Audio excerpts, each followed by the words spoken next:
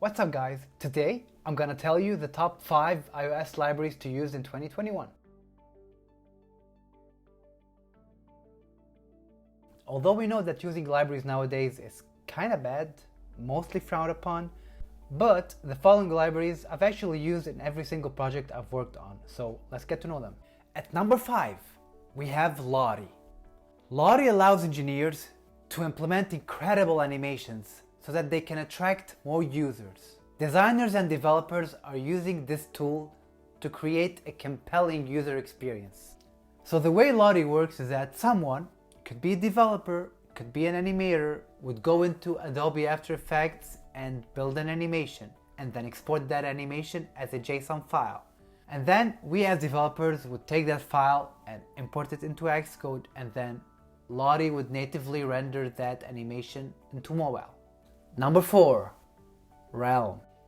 Apple's core data can probably fulfill your persistent needs, but it was always likely that something would come and do that job even better.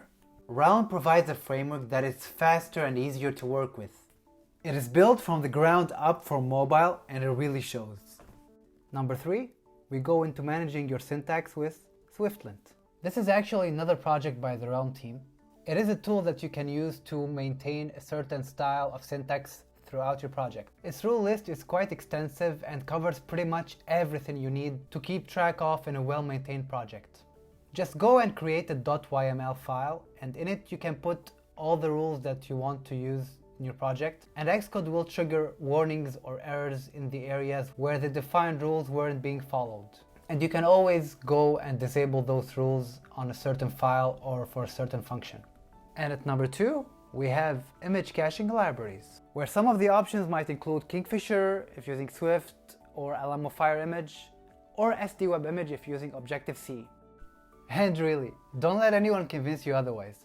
We all use, or at least used at some point, an image caching library.